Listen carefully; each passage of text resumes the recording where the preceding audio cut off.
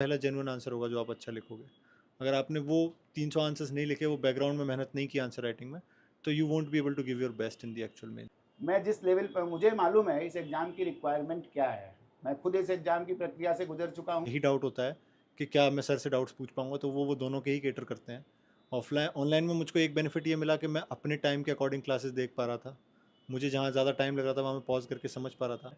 Sir 30 साल से पढ़ा रहे हैं, मेरी उम्र अभी 24 साल है सर, और आई थिंक रिजल्ट अपने आप साक्षी है कि सर कैसा पढ़ाते हैं। Simple revisions, keep your sources limited, उनको बार बार रिवाइज करके फोटोग्राफिक मेमोरी में ले आओ, और उसके बाद आप एमसीक्यूज सॉल्व करने की प्रैक्टिस करो। बहुत सारा लोगों को, साइंस के विद्यार्थियों को, विज्ञान वर्ग के और इंजीनियरिंग के विद्यार्थियों को बहुत सारा कंफ्यूजन क्रिएट कर दिया गया है कि साइंस ऑप्शनल स्कोरिंग नहीं है, उसमें मार्क्स नहीं आता, उसे बहुत मेहनत करनी पड़ती है। मैं एकदम इस भ्रम को दूर कर देना चाहता हूँ। साइंस ऑप्शनल बहुत स्कोरिंग है। अगर आपने बीएससी फिजिक्स करी हुई है या एमएससी करा हुआ है या इंजीनियरिंग किया हुआ है, तभी आप साइंस सब्जेक्ट ले सकते हैं। साइंस सब्जेक्ट कोई जनरल सब्जेक्ट नहीं है। और नमस्ते दोस्तों, मेरा नाम शिवम दिवाकर है। जब से यूपीएससी सीएससी 2024 का फाइनल रिजल्ट आया, हमने बहुत सारे स्टूडेंट के इंटरव्यू किए। इस ऑफिस में हम आज फिर से आए हैं क्योंकि जब जब भी रिजल्ट आता है हर साल लगभग हम डाइस आईएएस में आते हैं और यहाँ पे ऑप्शनल फिजिक्स पढ़ाते हैं।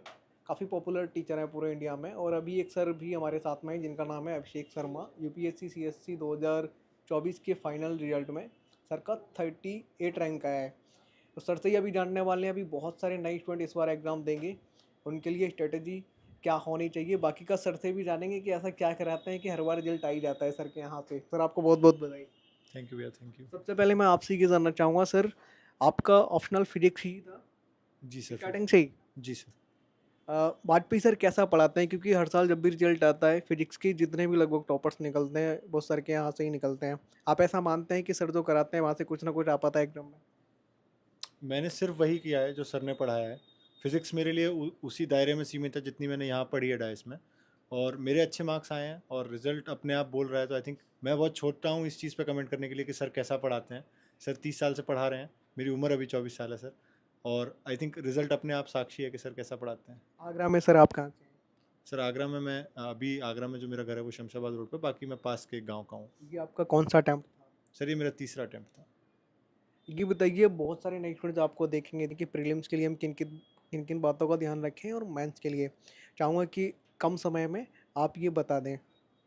सर प्रीलिम्स के लिए सबसे इम्पॉर्टेंट चीज़ है एमसीक्यू सॉल्विंग प्रैक्टिस।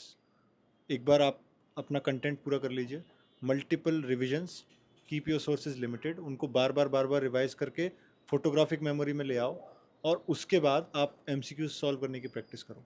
उससे दो चीज़ें होंगी, एक तो आपको वो समझ आएगा कि एमसीक्यू का आंसर निकालते कैसे हैं, और दूसरा आपके कंटेंट में जो गैप्स हैं वो आपको क्लियर होंगे, and then you can work on that.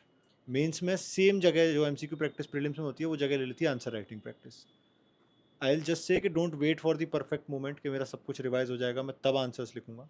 Start writing answers. अभी आप ख़राब आंसर लिखोगे तो कल अच्छा लिखोगे।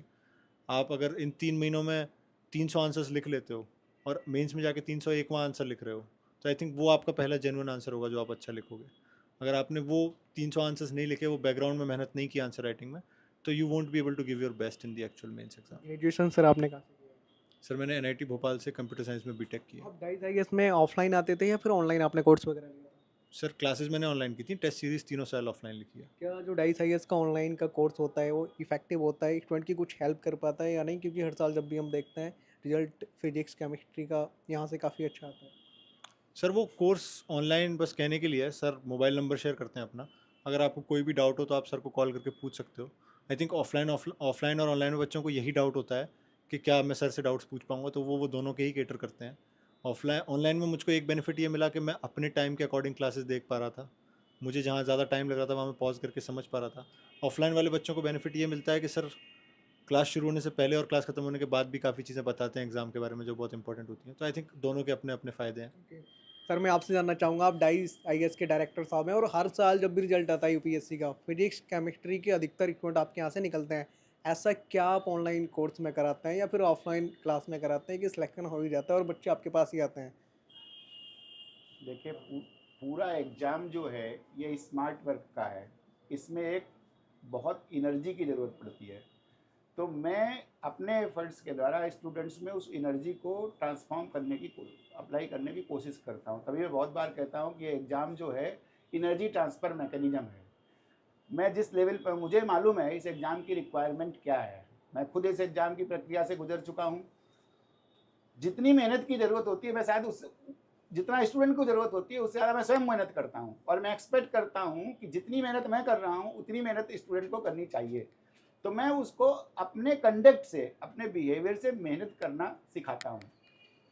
अगर वो आत्मसात कर लेता है चीज़ों को, कि चीज़ें जानना, कहना बहुत महत्वपूर्ण नहीं है, पढ़ा तो कोई भी व्यक्ति अच्छे से सकता है, लेकिन वो चीज़ आत्मसात कैसे करी जाए, उसको कंप्रहेंशन में कैसे डेवलप किया जाए, हम ये सिखाते हैं। और हम एक वैल्यू एडेड पर्सन बनाते हैं। हम व्यक्ति के ऊपर होलिस्टिकली डेवलप करते हैं, उसको संपूर्णता के साथ, समग्रता के साथ। एक व्यक्ति को सबसे पहले आईएएस एग्जाम पास करने के लिए मेरी दृष्टि में अच्छा इंसान होना चाहिए। He has to be a good human being.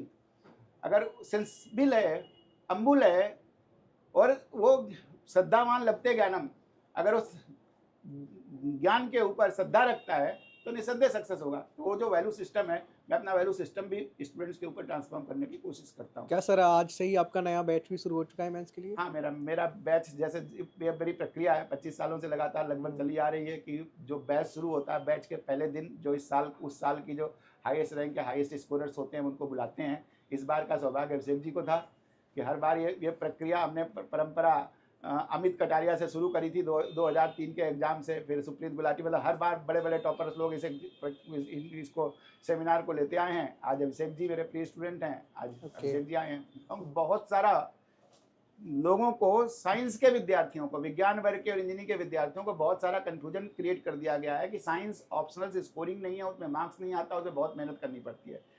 मैं एकदम इस भ्रम को दूर कर देना चाहता हूँ। साइंस ऑप्शनल बहुत स्कोरिंग है। अगर आपने बीएससी फिजिक्स करी हुई है, या एमएससी करा हुआ है, या इंजीनियरिंग किया हुआ है, तभी आप साइंस सब्जेक्ट ले सकते हैं।